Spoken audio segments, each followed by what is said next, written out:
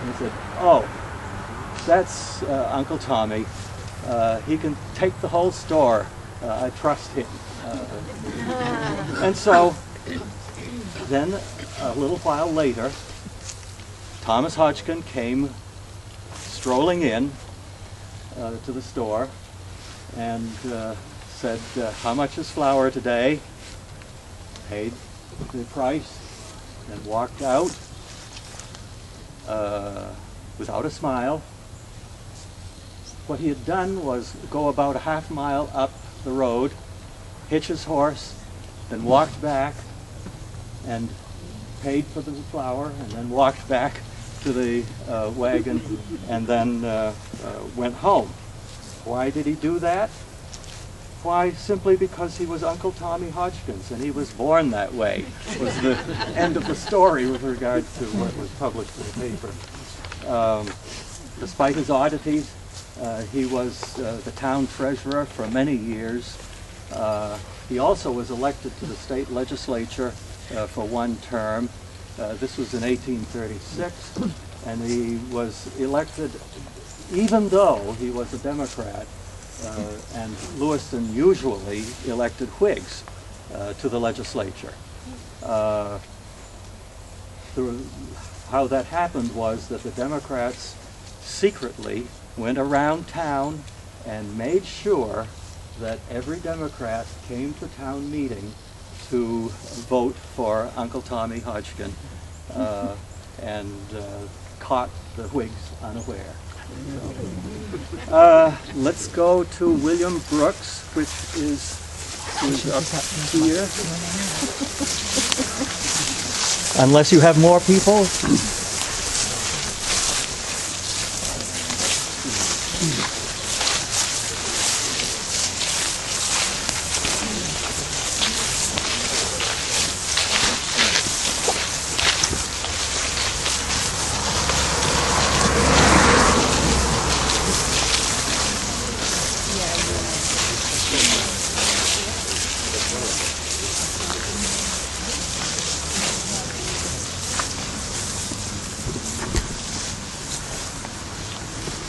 Okay, another story regarding the year without a summer.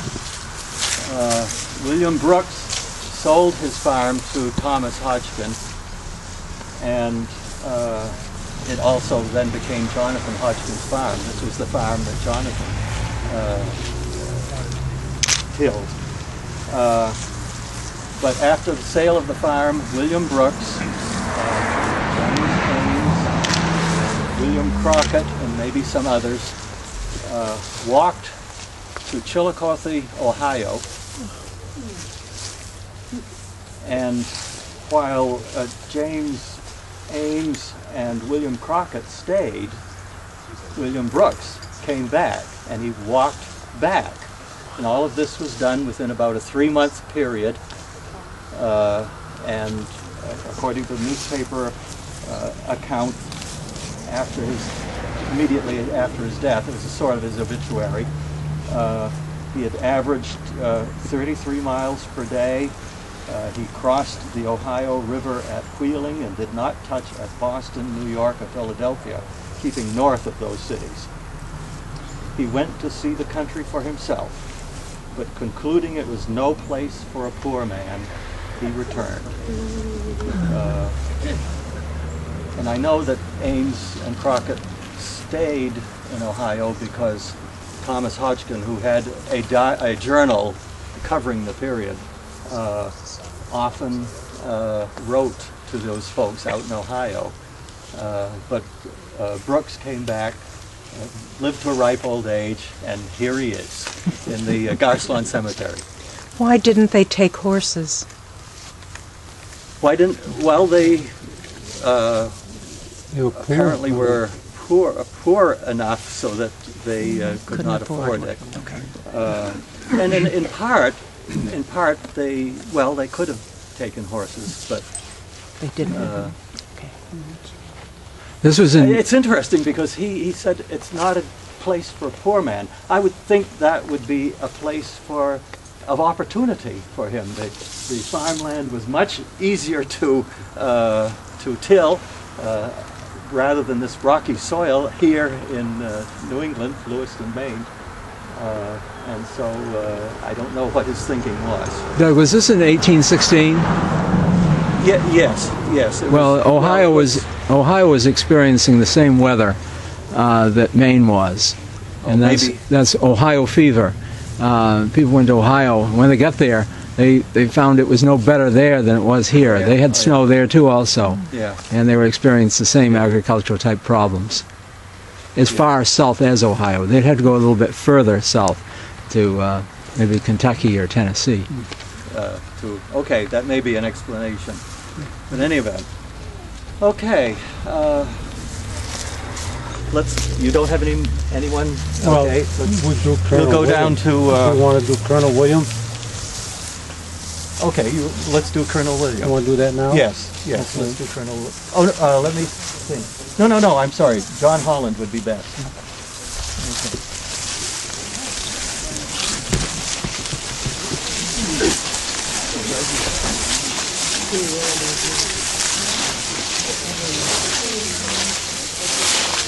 Okay. John Holland drowned in August of 1823. This is not the same incident of the flood. But he had 3 teenage sons, and they were apprenticed to other persons. For example, Richard Holland was apprenticed until age 21 to Joshua Lufkin of Brunswick to learn the art, trade, or mystery of a hatter. Richard promised that he would not haunt alehouse or tavern, nor at cards, dices, or any unlawful game he shall not play. He shall not commit fornication, nor contract matrimony in said time. And Lufkin promised to teach the trade and to provide suitable meat, drink, apparel, washing, and lodging, as well as 6 months schooling during the term of the indenture. This was age 17, so it was until 21, but apparently it would be earlier in that tenure. And similarly, the same kind of document, because they were drafted by the same individual, Daniel Holland and Henry Holland were indentured until age 21 to Asa Garcelon to learn canning. Asa Garcelon owned, correct me wherever David is, owned land right up to this cemetery? No, that was Joseph. Asa owned down towards the corner. That way. Yeah. Okay. Asa, so that locates him. Anyway, but the interesting part of this is that Daniel eventually became the wealthiest man in Lewiston. One of the most prominent. He was on all various committees, served in the state legislature, and so on. He made his fortune initially as a bootmaker for the Union Army. You think of the textiles, but there were also other demands. And he also then dabbled in real estate considerably and made his fortune. He named his oldest son Asa Garcelon Holland, out of gratitude, presumably, for the training And this is his stone? This is his stone? Yeah, yes. It's not terribly elaborate. This is John Holland's stone. Not Daniel. No. Daniel is in the Riverside Cemetery, you know, the upper class cemetery Okay. up near the river. This is his father? Holland? No, John Holland was Daniel Holland's father. Okay. Right. Okay, now we'll do Colonel William Garcelon. Okay. Down this way. Wrong generation. I'm glad he clarified that for me.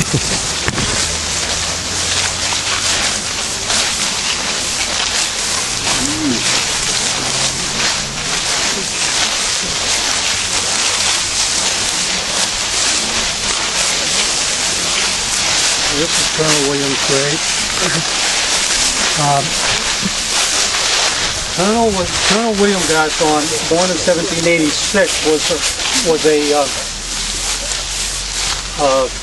grandson of James, the first Garcelon to come to Lewiston. And for some reason, Colonel William became, you'd almost call him a scrivener. He just, the amount of things he wrote were just unbelievable. In the Androscoggin Historical Society, 2 leather-bound books in which he wrote every single day from 1832 to 1830, I think it's 6, there's 2 journals. Every single day he kept a history, and it's very, a diary. It's very interesting. Like he talked about surveying the line between 2 neighbors. He was a surveyor, he was a selectman, he was a town clerk. He had a family Bible in which he kept genealogies, and Jason Elder many years later used that to write his book of genealogies for people in Lewiston. He was a real mover and shaker. Alonzo, the one that became governor and surgeon general, was his son.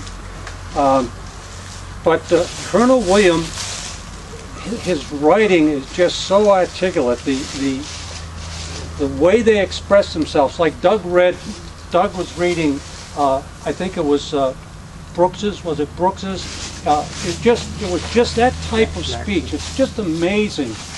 Nowadays, if you twit somebody, U is not Y-O-U, it's the letter U. R is not A-R-E, it's the letter R. These people did not write that way. They wrote, they worked they usually did the writing at nighttime with a lamp or a candle. They used a pen in which they had to whittle a feather, and yet they did all this writing, which nobody does nowadays. So you think about it, it's possible. We feel put upon if we have to write a letter to somebody these days. But he was probably the mover and shaker in Lewiston, and what prompted his son Alonzo to become so involved. His son Alonzo built the first railroad in Lewiston, or assisted in it.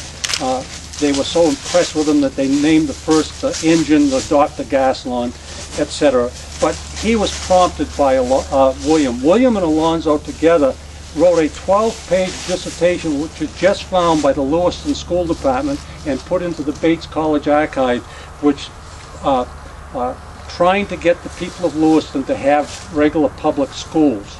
They thought it was so necessary that they wrote, the father and the son wrote a 12-page dissertation of why we needed public schools in Lewiston. And it was during the time when the Bates Mills were being thought of and so on, and they were having the French Canadians come in and the Irish come in, and they knew those children needed to have some place to go to get an education. Very generous and very much community minded. You got another one to do, don't you guys? Yes, right here. Okay. And then I have a little treat for everybody that I'll, when Doug's done, I got a little treat. I have that one, and I have Okay, fine. I'll do the treat to our thing. and then I discovered a couple that, Okay? but we may not have time. Okay. Captain Yes. Silas Osgood. I'm sorry. With the flag.